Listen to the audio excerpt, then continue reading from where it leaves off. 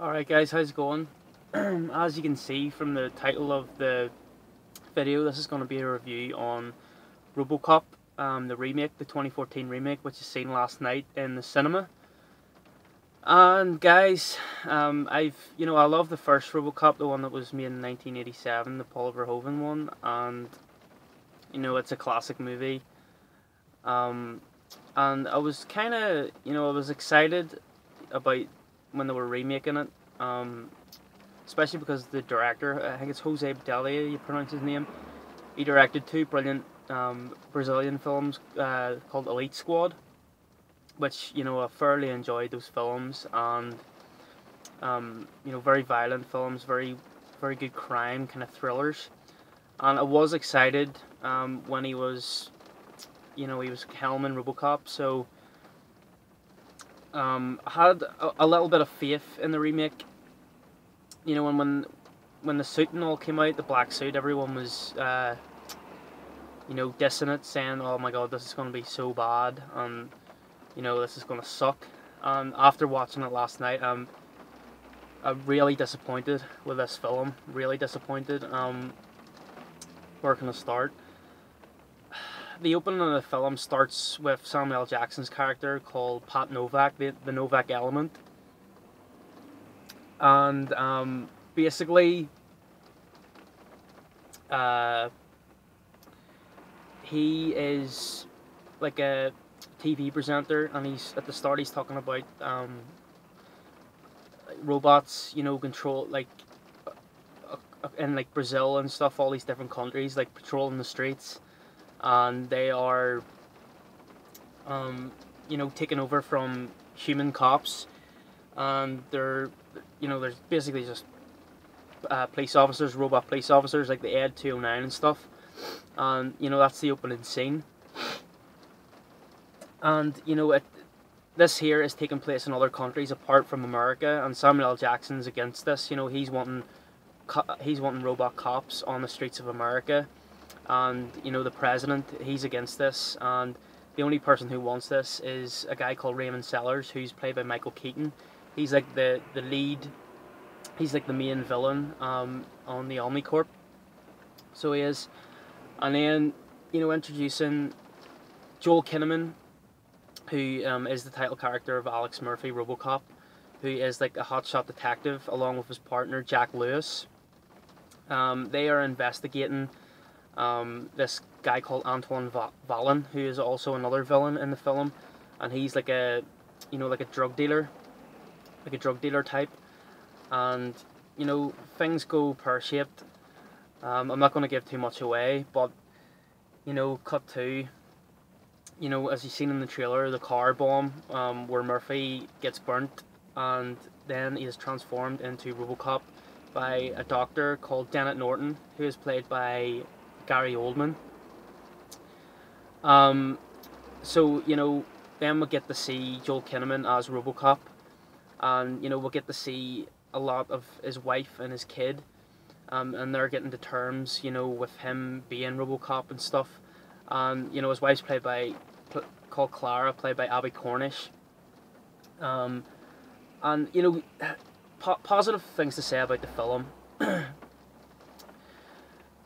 Joel Kinnaman's performance as Alex Murphy, when he is Robocop, is very good. I personally, I thought it was very good because, there's a scene where he first goes back to his house as Robocop, and he interacts with his son, and I thought that scene was very well acted by Joel Kinnaman, and he was crying in that scene, and I thought it was very well acted. And when there's a part where like he has no emotion as Robocop, and he plays being a robot very, very well, very, very well, I might add, because he is Robocop. He's not Alex Murphy. He's actually Robocop. So I thought, when he was the actual robot, when he had no emotion, he was very, very good in them scenes. And Michael Keaton as Raymond Sellers is very bland. Gary Oldman was okay. He wasn't great. Abby Cornish, wasn't in it much. She didn't have really much to do. Jackie Earl Haley also is in it. He plays like the lead weaponry man for Omnicorp. You know, he sort of trains Robocop. And he's got a bit of a bad side as well. You know, he's not really into Robocop. He calls him Tin Man throughout the film. And then Samuel L. Jackson, you know, he pops up once again. You know, he's talking about the robots and the war between Raymond Sellas and I think it's Senator, or is it the Senator? Maybe President. I may be getting that mixed up. But Senator Dreyfus, I think you call him. You know, he's against the robot Senator Dreyfus, and Michael Keaton's character, Raymond Sellas, you know, he wants to put the robots on the street because he wants the money. That's why they need a product, so they're putting a human inside a robot. So that's how they get permission, so this can happen. I'm trying to think of other things about the film. You know, it's a very bland film. I mean, it was rated 12A over here. There's the violence in it is, you know, people are getting shot and there's no blood coming out. I think there's only one bit of blood in the film. There's a few scenes where, you know, you get to see like Murphy's brain and his lungs and stuff, which is it's grotesque, but it's, you know, it's CGI, and there's a lot of CGI in the film. The robo bike, or whatever you want to call it's pretty cool, like, and you know, I'm not against the black suit. I think the black suit is okay. The blue metallic suit's also in the film, but it's just a very bland film. I mean, Jose Bedelia, he directs it okay. He kind of directs it like he done his Elite Squad movies, you know, very handheld and stuff. But it's very bland. I mean, the characters in it aren't great, and it's just a really disappointing. You know, how are you supposed to make a better film than the 1987 film? You just leave it alone. I mean, I've got my Robocop T-shirt on here now, the 1987 one.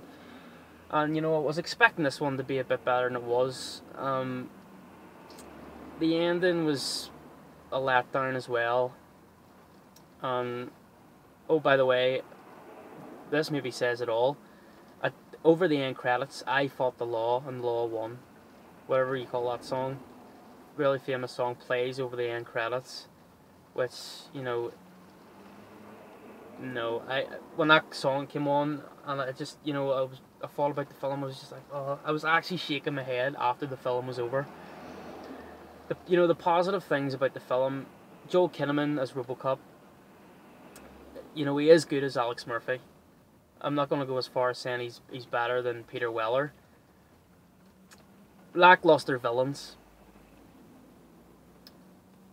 Loads of CGI. Reminded me of first-person shoot-'em-up games in some of the action scenes. Bland performances by most of the cast, apart from Joel Kinnaman.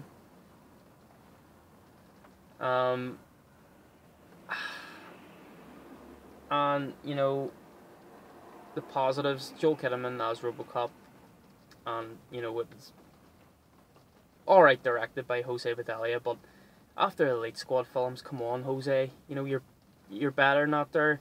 You know, you want to make I know the studio got involved and stuff, but you want to make a Robocop film at least R-rated, you know, and have some blood on it. And as far as the one-liners go, you know, I was really disappointed, you know, with, let's just say, I wouldn't buy that for $1. There you go. So, you know, I'm going to end it on I'm going to give the Robocop remake a 6 out of 10. I'm really disappointed in it. And I wish I could give it higher, but no, I'm going to give it a 6 out of 10 for Robocop. So thanks for watching my review, guys. It's coming up to 10 minutes here. I'm trying to keep all my videos under 10 minutes now. So like my video, you know, if you like my reviews, like my video, subscribe to my channel. I really appreciate it. And peace out, guys. See yous. Bye.